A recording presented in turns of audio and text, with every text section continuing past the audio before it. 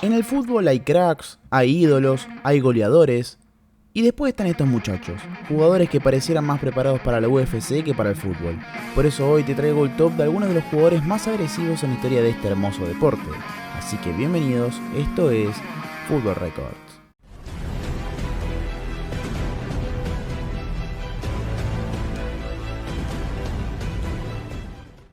Comenzamos con Vinnie Jones. Vinnie no jugaba al fútbol, directamente te declaraba la guerra. Un mediocampista defensivo, capitán del mítico Wimbledon de los 80 y 90, un equipo que se ganó el apodo de los Crazy Gang justamente por su juego agresivo.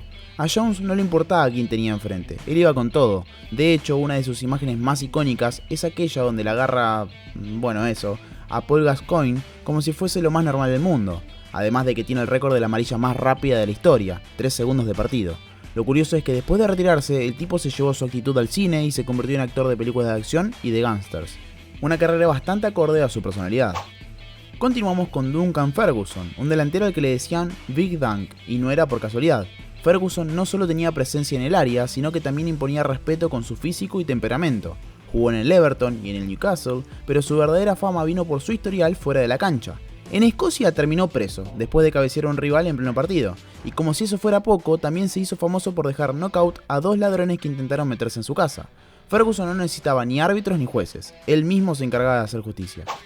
Seguimos con Andoni Goicoechea, defensor central del Athletic Club de Bilbao en los 80, un vasco que jugaba con la intensidad de un toro embravecido. Su momento más infame llegó en 1983 cuando le metió una patada criminal a Diego Maradona que le rompió el tobillo, y para colmo guardó los botines con los que lo lesionó como si fueran un trofeo.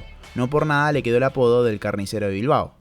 ¿Sabías que hay un estudio que dice que el 100% de la gente suscrita a este canal es suscriptor? Y mejor aún, una pequeña parte de ese porcentaje es DJ Mario. Mira, yo me suscribo a Football Records. Me suscribo a Football Records. Si te suscribís, puede que seas él. ¿Vas a perder la oportunidad de comprobarlo? Pensalo.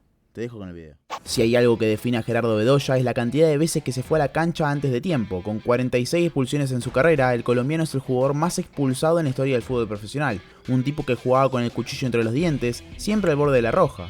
Lo más insólito de todo es que cuando se retiró y debutó como DT, en su primer partido también lo echaron. Si quieren conocer al top 5 de los jugadores más expulsados de la historia, les dejo el video acá arriba a la derecha. Vamos ahora con Roy Keane, y hablar de él es hablar de un líder con una personalidad avasallante. Capitán histórico del Manchester United, alguien quien no solo dirigía al equipo, sino que imponía respeto con su juego duro y su temperamento.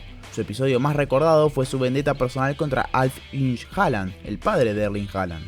Años antes, el noruego se había burlado de Keane cuando lo lesionó, y el irlandés no se olvidó. Esperó el momento perfecto y le metió una patada brutal que prácticamente lo dejó fuera del fútbol. Años después, en su biografía, confesó que fue intencional.